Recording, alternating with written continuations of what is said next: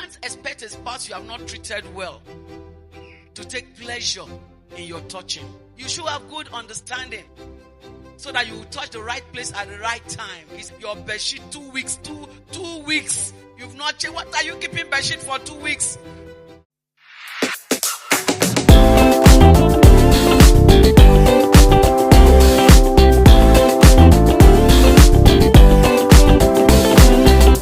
And let's quickly look at sex.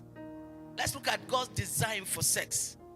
1 Corinthians chapter 6, 16 to 17. I want to read the Message translation, and later we'll read the King James. He said, there's more to sex than mere skin on skin. Sex is as much spiritual mystery as physical fact. As written in scripture, the two become one. Since we want to become spiritually one with the master, we must not pursue the kind of sex that avoids commitment and intimacy, leaving us more lonely than ever. The kind of sex that can never become one. God's design for sex is to enact the marriage covenant. It is a spiritual tool that makes the man and the wife what? One. You see, when the minister declares, oh, I present to you Mr. and Mrs. Chukuma Onyemachi, they are now one. The heavens seal it. It's been announced. When they get back home, the sexual act becomes a spiritual process where the oneness is what? Enacted. Sex is spiritual. Praise the Lord. It writes on commitment and intimacy. Now, I want to say for the singles here, anybody who doesn't respect you enough to pay your bride price before demanding sex is not worth giving your body to. Now we are talking about couples here. I want you to understand that sex in marriage requires it writes on commitment and what? Intimacy. Commitment and what? Intimacy. With commitment in place and intimacy freely expressed in marriage, sex becomes a pleasure and not a duty. There are some couples that give themselves sex in the marriage as a duty. Sometimes that's why it's always why? Because either commitment is not being met or intimacy is not being expressed until the act is desired. Somebody said to me once, he said, I just know when my husband wants to have sex because he just starts being nice. And I say, no, don't fall God's hand. When God made sex, he made it for what? For pleasure. And the pleasure comes about when there's commitment and what? And intimacy. I'll talk a little more about that when I begin to tell us what makes, makes it flow easily in marriage. Then you might ask me, if God created sex for pleasure, for oneness, why is it causing problem in marriage? Number one, wrong expectation. Wrong expectation. For the singles, looking for sex as a proof of love is one thing that makes singles misfire.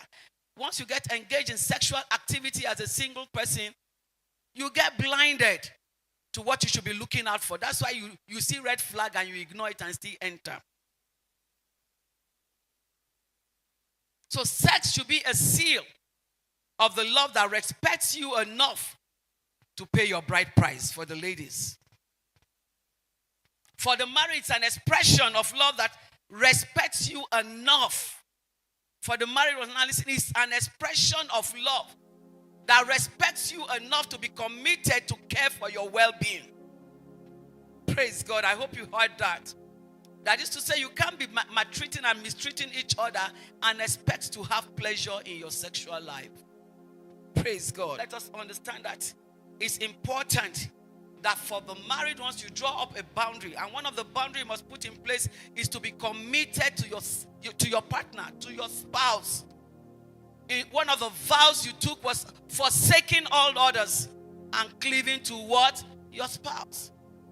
You must set up that boundary and make sure you respect that vow. Praise God.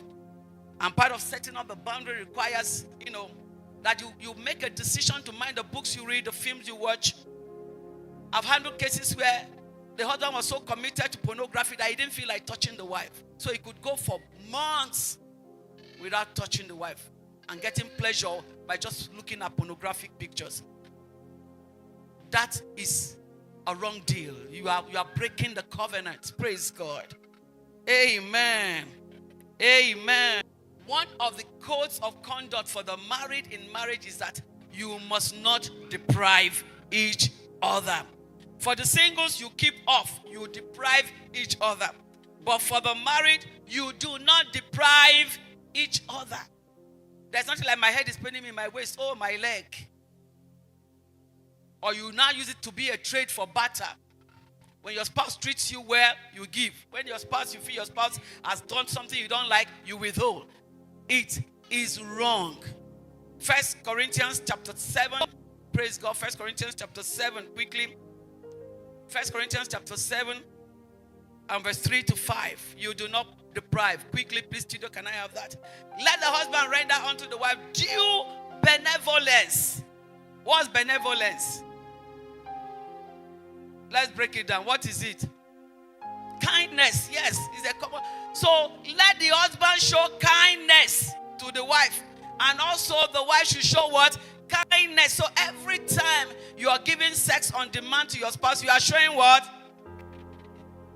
So don't be an unkind person in that marriage. The wife had no power of her own body, but the husband. And likewise also the husband had no power of his own body, but what? So your wife has power over your body, so you don't have right to say, I will say, no, I'm not in the mood. Why won't you be in the mood? It's scripture. Am I the one saying it? Is it written in your Bible? It's the word of God. You don't deprive each other. Verse 5. Defraud not. It's a fraudulent practice to make it a habit to be saying no to your spouse. Am I the one that said it? Read that scripture, verse 5 together. 1, 2, go. Except it be that will go on.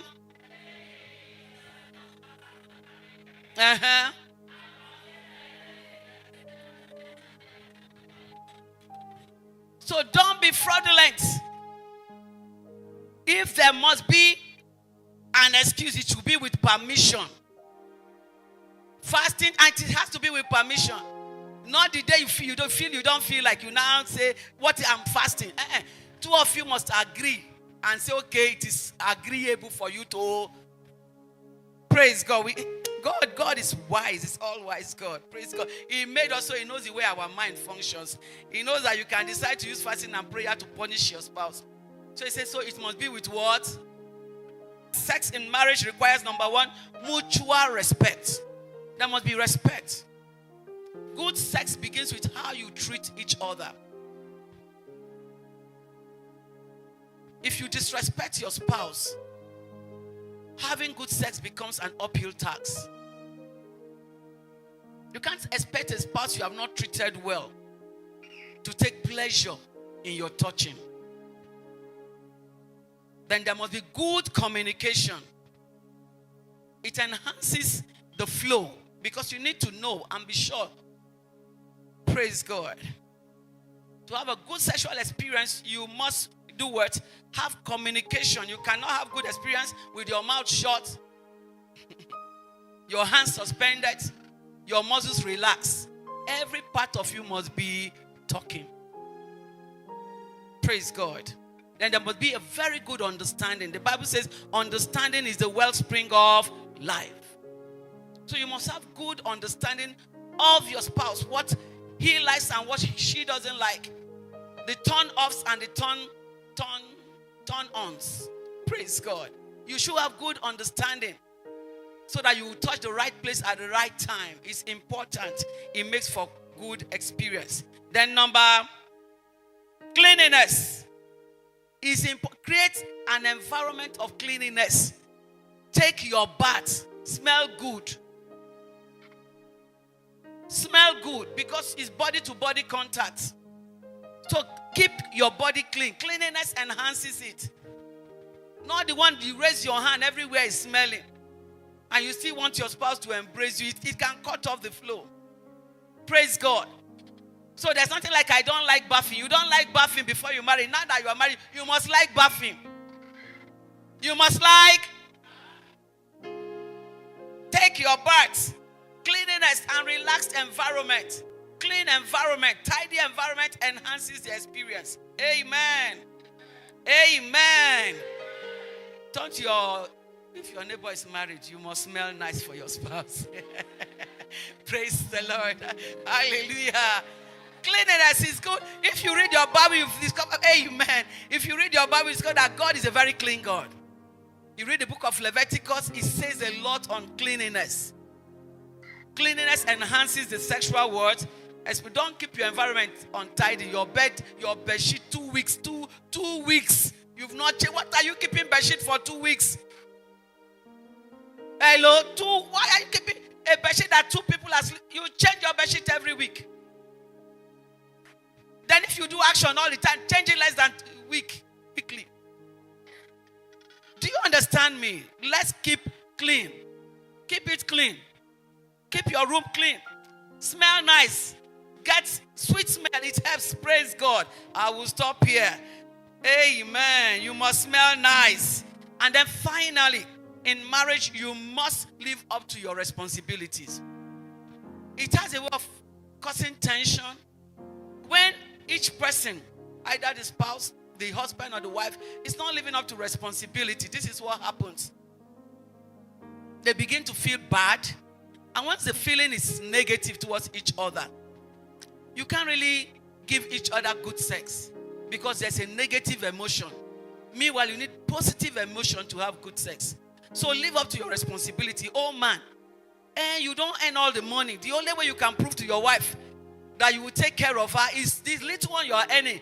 Bring money for food. Do you understand that? Oh wife, do your responsibility. Try and cook on time. You know your husband doesn't like late food. You will not cook that food until you hear his horn. When you hear the horn, then you rush into the kitchen. And you say, why are you getting angry? Why won't he be angry? So please, let's live up to what? Our responsibilities. Praise God. So good sex happens when people act right towards each other. So good sex happens when people act right towards each other. When couples are good to themselves, there will be no timetable. There was this case I had to handle. The man came and said, my wife has written. She drew up timetable. Mondays, Wednesdays, and Fridays. Any emotion that comes in between is not respected. And the man carried placard. He didn't take it funny. And I told her, I said, but now, please relax. Relax. Is there something he does to you on Tuesday and Thursday? Talk about those things he's doing on Tuesday and Thursday that you don't like. Amen. On the light side, this is when two of you are good to each other. There's a free flow. It just happens spontaneously. Amen.